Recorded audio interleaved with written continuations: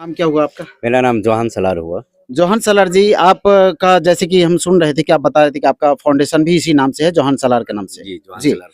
और आप झंझारपुर क्षेत्र में, हम ये जानते हैं कि झंझारपुर अनुमंडल क्षेत्र में जैसे भी कहीं भी मुस्लिमों के साथ कुछ ज्यादती होता है, वहां पर जरूर आप पहुंचते हैं और उनकी हक की लड़ाई के लिए आप अपनी आवाज को बुलंद करते हैं। देखिए, तो यहाँ जी मैं कहना चाहता जी हूँ, ये जो मौत हुई है ना, आप हिंदू मुसलमान में मत तोलिए। जी ये मौत सिर्फ एक व्यक्ति की नहीं हुई है, 4 मासूम बच्चे की भी मौत हो गई है, उसकी बीवी की भी मौत हो गई है। ये घर की स्थिति देख लीजिए, जो पैसे वाले रहते हैं ना, उनका तो एक से एक लोग, अगर पैसे वाले के घर में ये होता तो वहाँ एसपी पहुंच जाता, डीएम पहुंच जाता। ये गरीब की मौत हुई है और गरीब का कोई नहीं होता। अगर ये किसी और धर्म के भी गरीब रहते तो इनका भी कोई नहीं होता। ये गरीब अमीर का फर्क है। मैं हमेशा कहता हूँ कि इस देश में 2 ही जाति के लोग हैं, एक गरीब और एक अमीर। ये गरीब का हाल देख लीजिए, 3 दिन से बॉडी पड़ी हुई है ना, कोई देखने वाला आया? पड़ी हुई, जैसे कि अभी एनडीए की सरकार है और बार बार एनडीए सरकार की तरफ से ये दावे किया जा रहा है और खास करके सम्राट चौधरी जी का बयान भी आता रहता है कि अभी सुशासन की सरकार है।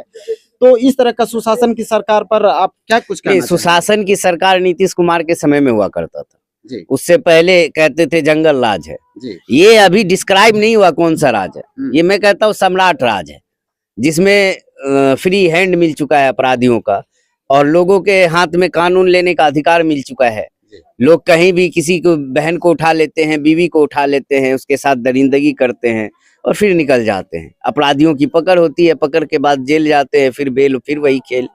आज इनके साथ जो हुआ, ये कहीं से, ये बेचारे मजदूर जो काम कर रहे हैं वापस लौटते हैं 500 रुपए लेकर, सोचते हैं ये 500 रुपए में से 300 बचा कर ले जाएंगे तो चावल लेंगे, रोटी लेंगे, एक दिन खाएंगे और वो कल फिर खाना है तो कल फिर काम करने जाएंगे। यही काम होता है लेबर का, 500 450 के लिए काम करते हैं।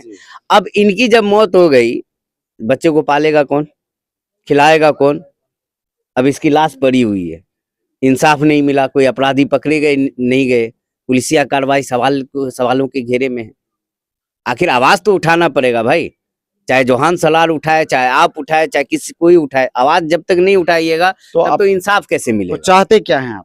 हम तो यही चाहते हैं कि जो अपराधी हैं उनकी बहुत जल्द गिरफ्तारी हो जाए, ताकि कम से कम उनके पिता, जो बच्चे मर गए हैं, उनके पिता का तो भरपाई कोई नहीं कर सकता, लेकिन एक सब्र मिलेगी कि जो कातिल थे वो पकड़े गए, उनको जल्द से जल्द सजा मिले, ऐसी सजा मिले कि कभी कोई, अगर कोई गुनाह भी कर रहा होगा, कोई गाली गलौज भी कर रहा होगा, तो वहाँ आस पड़ोस के लोग पुलिस को कॉल करे, अपने कानून हाथ में न ले। ऐसी सजा मिलनी चाहिए कि कोई भी राह चलते व्यक्ति को, चाहे किसी धर्म मजहब का हो, उसका मॉब लिंच न होना चाहिए। ऐसी लेकिन यहाँ पर तो यह भी बताया जा रहा है, जैसे कि इनके परिजन बता रहे हैं कि पुलिस तो पहुंची, प्रशासन मौके पे पहुंचा, 7 बजे पौने 8 बजे की घटना है, पुलिस 8:30 पौने 9 बजे पहुंचती है, पर एक को लेके चली जाती है, जिसकी हालत गंभीर थी उसको छोड़ दिया जाता है। इस पर क्या कहना है आपका?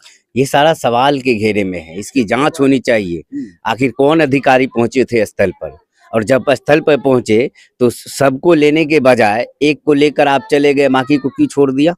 गंभीर अवस्था में क्यों? आखिर जिम्मेदार वो भी लोग हो सकते हैं, अधिकारी पुलिस प्रशासन पर यह भी साथ में आरोप है कि वो वहां से 112 नंबर फोटो खींच करके मोबाइल में लेके आता है और यहाँ गांव में आके इनके परिजनों को दिखाता है कि भाई ये किसका बंदा है जो रोड पे वहां पर है, जाकर के ले आओ। ये आप बता रहे हैं तो मुझे समझ में आ रही है कि क्या बताएं, बाइट है हमारे पास, क्या हो रहा है यहाँ पर। तो ये कैसा सुशासन? ये सवाल के घेरे में है सारा कुछ मामला, और मैं इंसाफ की मांग करूंगा। साथ ही साथ मैं जस्टिस के लिए मैं डीजीपी साहब से भी बात करूंगा, इसमें क्या कुछ हो सकता है, और राहत देने के लिए हम लोग आए हैं। अपने फाउंडेशन की तरफ से इन्हें राहत भी दिया जाएगा। साथ ही साथ आगे हम इनके लिए, परिवार के लिए क्या कुछ कर पाएंगे, ये भी अभी हम आए हैं, थोड़ा देख लेते हैं, फिर आगे बताया जाएगा।